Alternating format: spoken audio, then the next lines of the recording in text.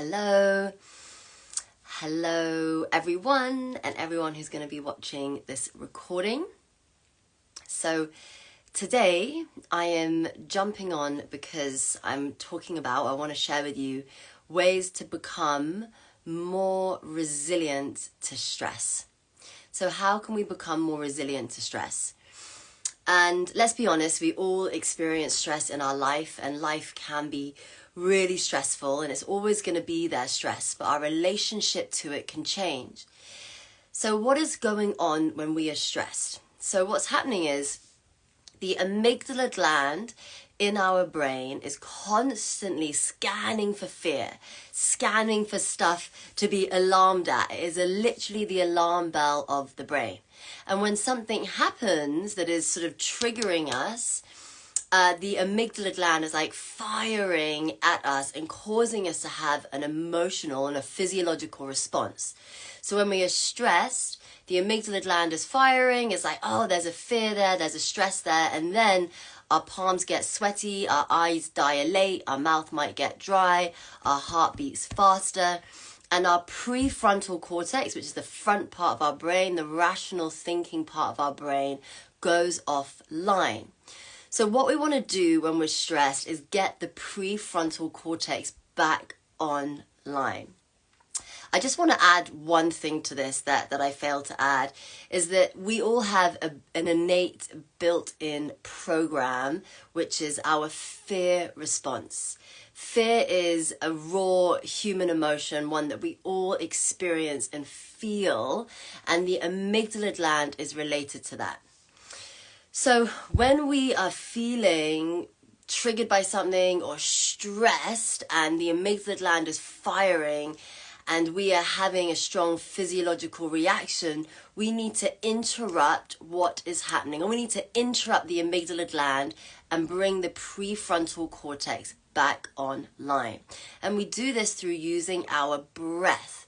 So when we are stressed, I'm using stress, but it could be like feeling anxious or feeling overwhelmed or, feeling stressed.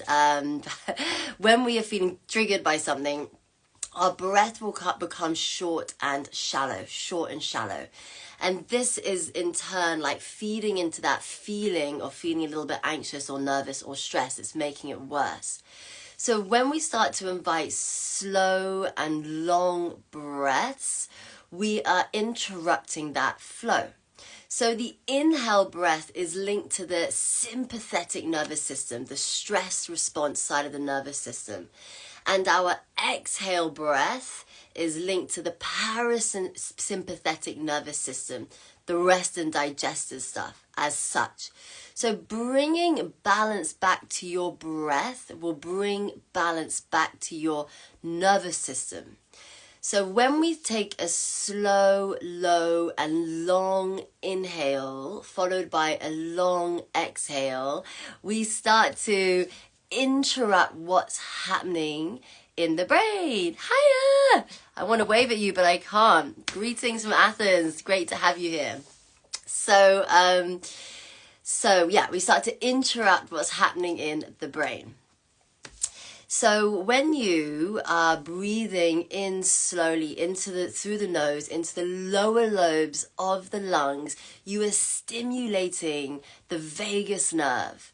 And the vagus nerve is the mediator of the parasympathetic nervous system.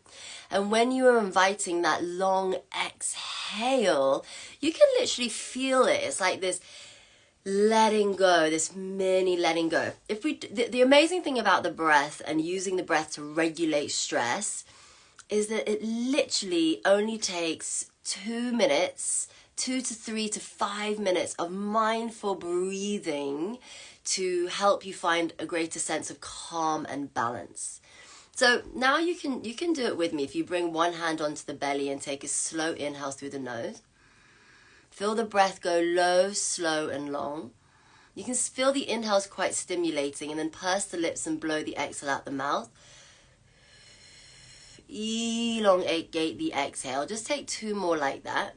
Slow inhale through the nose. Feel how it's slightly energizing that inhale breath. and then purse the lips and blow the exhale out the mouth. Notice there's this slight letting go, right? This slight letting go. One more like that. Be so deeply curious. Inhale, slow inhale, and then long exhale. So already you can feel within your body a greater sense of calm and balance just from 3 mindful breaths. And I know on an Insta Live, like, you might be walking around, you might be doing something, but really go and try it. Like, really go and do it. And use that in the moment, and know on a physiological level, when we are breathing slow, low, and long, a diaphragmatic breath, you are interrupting what is happening in the brain, and then this brings back online the prefrontal cortex. So you know when something happens in your life and you want to react straight away, right? You want to react straight away. That is your amygdala gland firing and causing you to want to react and have this emotional response. When you pause and take a breath, you allow time for your prefrontal cortex to come back online. And then you can make a more rational response, a less reactive response. So firstly, this is like the key for managing stress in the moment. And I'm going to talk about managing like stress accumulatively as well. But that's key for managing stress in the moment. The other key thing is to notice your thoughts. So your thoughts are also going to trigger the response your body is having. So the amygdala gland is firing, that is triggering your stress response. Your body is having this physiological reaction. And then your thoughts, either you have awareness enough to pause and breathe and you interrupt what's happening in the amygdala gland and switch back on the prefrontal cortex, or, sorry, I'm losing my track. So either, yes, or what happens is you get lost in your thoughts, and your thoughts start feeding into the response. So maybe it's like, oh, I can't believe that's happened. Oh my gosh, I feel so stressed. I can't do this kind of stuff. Maybe the thoughts are going like this, and then that's going to make you feel more stressed, more anxious, more overwhelmed. So you need to interrupt it by taking this slow, deep breath, which is going to switch off the amygdala gland, bring the prefrontal cortex back online, and then you need to manage those thoughts, right? And there's a few practices that you can do, but this one, in the moment, a great practice you can do is say stop. So if you're having thoughts that are not conducive to you and are making you feel more stressed or more anxious, something you can simply try and do is just say stop.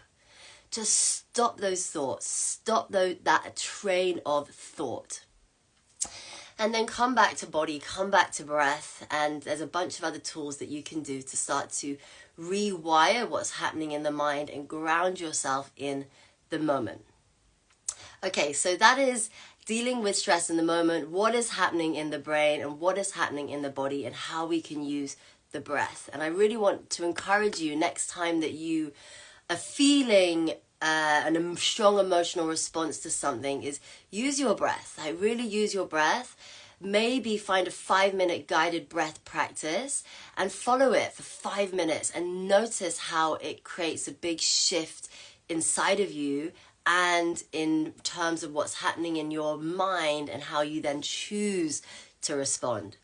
And this is where the choice lies. Like, this is when we take our power back, when we can become less reactive and more conscious about how we are responding to things, more conscious about how we are choosing to think. This is where the power lies. Okay, so I want to talk now about carrying stress with you. You know, if something happens in your day and you just like can't shake it off, because we don't want to carry that thing with us. And we're only human, we all do this, and I certainly do it, which is why I do these practices. We want to cut the cord and leave it there, like let it go or let it be. So some stuff that you can do is, a great thing to do is perhaps to do some tapping, like saying some things, saying some strong affirmations whilst tapping. And when we tap, we are regulating the nervous system. right? When you were doing steady tapping, you were regulating the nervous system and communicating to the body that you were safe. As you are when you were taking deep breaths, by the way, when you breathe into the lower lobes of the lungs, you are communicating to the body that you are safe and that you don't need to have this physiological response, which is really key. So when we are tapping and breathing and then also saying grounding or empowering phrases or affirmations on top of that, perhaps it's like, I choose to let go of this stress, or I choose not to carry this anymore. I choose now to lean into trust, or I choose now to be the energy I want to be, or whatever it might be in the moment. You have to get prescriptive in the moment depending on what you are dealing with. Okay. So I spoke already about really noticing your thoughts, and I spoke about, so we say stop, right? In the moment, if you're having, you can feel something that's really helped me is to really notice the energy my thoughts carry. Like if you are someone that feels like sometimes you have a backpack on your shoulders or there's like a weight weighing you down, that is often because of your thoughts and the quality of thoughts you're having. You're often having more restrictive thoughts or ranty thoughts or negative thoughts, or these are restrictive thoughts. And when we are feeling stressed, we are having quite heavy thoughts. So we need to make the thoughts lighter. So something we can do, a great question that we can ask ourselves is, well, firstly, it's to say stop. Definitely say stop. That's going to just bring awareness. And then ask yourself, like, what is true in this story that I'm telling myself? Or what is the story that I'm telling myself here? And you just acknowledge the story that you are telling yourself, because there will be a story. We love to do this. And this is a great way to take your power back as well, to not get so wrapped up in the story in the mind. Ask yourself, what is the story that I'm telling myself? And then ask yourself, what is the truth? Like, what is true in this story? Right? So figure out what the story is, figure out what the truth is, and then ask yourself, what am I catastrophizing? Like, what am I adding on to this? And then you can decide, once you've figured all that out, how the story that you want to believe, the story you want to carry with you. So then you can get on with your day, right? And not carry the weight of whatever has just happened with you. I think that's the hardest thing with stuff that's happening in our life, is our ability to just let things be or let things go. I know for me, it's taken practice to let things be or let things go. I remember when I first started doing this stuff and people was like, just accept it, surrender. I'm like, how do you do that? Like, how do you just accept something, or how do you surrender to something? It takes practice, and this is how, by asking ourselves powerful questions, by being aware and then repeating the patterns. Okay, so what else can we do to become more resilient to stress? So there's stuff, I've spoken about stuff in the moment, a couple of things that you can do to shake the energy off, but also there are things that we do accumulatively. To become more resilient to stress, you need to get more resilient in your nervous system. That is what becoming more resilient to stress is. We need to learn to get more grounded in our nervous system so we can then have a greater capacity to handle what is coming our way. Because we don't know what's coming our way. Like, life loves to throw curveballs at us all the time, like the whole time. So we have to get resilient in our nervous system to hold space for the stress that is being thrown our way. And how that looks like doing things every single day to find greater balance in your nervous system. It also looks like regulating yourself. So this will look like breath practice. This will look like meditation. This will look like getting outside in nature. The great thing about meditation, and I always feel like, I'm mentioning that word again, whether it's like whatever stretches you, whether it's 5 minutes, 10 minutes, a few minutes after a breath practice, it teaches us to sit with discomfort. It teaches us to sit in ourselves without having to distract ourselves always, to sit with what comes up. And the more skilled we get at sitting with what comes up, the more we're able to be resilient to stuff that happens in our day, because we are literally training ourselves in meditation to not be so attached to our thoughts and to not be so attached to our emotions. It's an amazing skill to have and to work on. And it's one of the reasons why I do my practice. And when I don't do it, I notice that after a while, I need the practice because my ability to hold space for stuff is not as strong. So doing stuff accumulatively is really important. Okay, so if you are experiencing a strong emotion regularly, like something comes up a lot, maybe it's stress a lot, maybe it's anxiety a lot, maybe it's a situation that causes something. So for me, doing something like this, I would have in the past, get really nervous, get really anxious, or like holding big meetings or anything that I was being like seen and heard.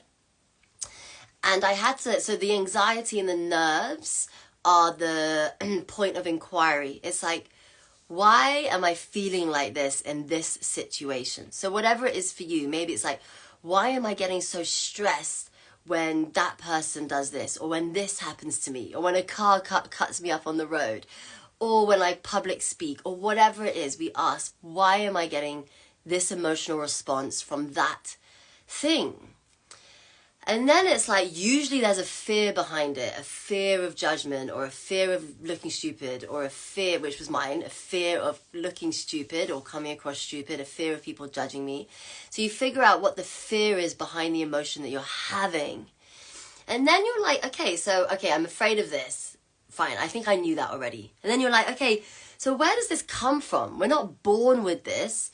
We're born as these little bliss bodies in joy that just cry when we're hungry or do have a dirty nappy, but otherwise we're like happy and in joy. So where does this belief and fear come from? So you ask yourself that, and then you figure that out. Like usually it might have been something that happened a few times, different things that happened over a period of your childhood that might have just planted a seed, and as you've got older it's got stronger and stronger and stronger because your fear response and your negative bias have reaffirmed your belief, your false belief that you've put on yourself. So once you figure that out, it's really about nurturing that core belief and where it originated from and beginning to rewire it. So when you are experiencing a strong emotion, let's say it's stress or anxiety or whatever it is, nervousness in a situation, instead of being like, oh God, I don't want this, or really trying to resist it, use it as an opportunity to get curious about discovering more about yourself. Like empower yourself. Be like, okay, I'm going to learn something about myself. And this is what emotions are there for us to learn something about ourselves. They're like an inner guide so we can learn something about ourselves. And when we do that, I promise you, so much will start to shift and change for you. You have to keep at it though, right? There's awareness, we need time, we need consistency, and there's something else. Awareness, time, consistency, and repetition. That's it, repetition. And then slowly, the patterns, we can start to rewire these beliefs. When we do these things, when we keep questioning, keep coming back to that root belief, we slowly rewire them and start to create a new us, a new version of us. And when I say a new version, I want you to all know that we each have everything inside of us already. It's just shining the light of awareness on those areas that are a little bit quieter within us at the moment. So you have everything inside of you already. You just need to shine the light of awareness on the areas that you want to draw out of you, and then move awareness away from the areas that you don't want to focus on. Okay, so that's a really big thing. I'm coming to the end of this now. I think a great realization that I say to myself, like if you are ever feeling or whenever you are feeling stressed, to help you to become more resilient to it, something that I love to say to myself is, I am going to I have to live through this experience anyway. I have to live through this thing anyway, whatever it is in your life. So I can choose to do it from this really stressed out place, or I can choose to do it from this other place that I would rather be in. And just sometimes like laying that out, like I actually do have a choice. It doesn't mean it's easy. But it's harder to live through it from a really stressed out place than from a slightly more grounded and calmer place.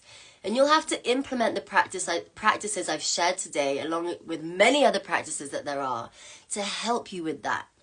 And that choice factor, right? If you want to choose to live this stress from a calmer, more grounded place, if you choose to do that, this is when your accumulative practices really come into play, right? They really help you do that. Okay, so yeah, I'm at the end of this live. If there's any questions, then please do ask. I am running a 16-week self-discovery deep dive that begins on the 24th of March called Elevate Your Life. I'm going to be talking all about this emotional regulation, emotional intelligence, getting grounded, understanding how to regulate your nervous system, understanding your mind, your thoughts, the energy of your thoughts, how to really take ownership of your mind, how to cast out new forms so we're not just living our life from this habitual place always. We're really stepping into the seat of the creator and creating the person that we want to show up as each day. This is a really empowering course. So if you think that might be of interest to you, then hit the link in my bio to learn more about that. Great, everyone. Thank you so much for joining me. I hope you have a great rest of your day. Take care.